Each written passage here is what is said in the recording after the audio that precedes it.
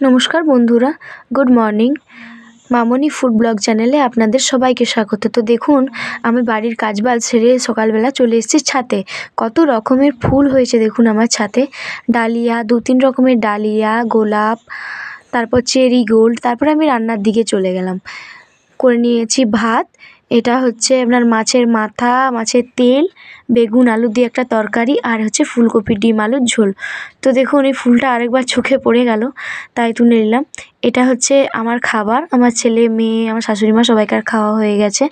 এরপর রেস্ট করার পর সন্ধেবেলার জন্য বানিয়ে নিয়েছি হচ্ছে পাটিসাপটা বানিয়ে নিয়েছি। এটা আমার খাবার। আর এই যে ঠাকুরের দর্শন আপনাদেরকেও করিয়ে দিলাম।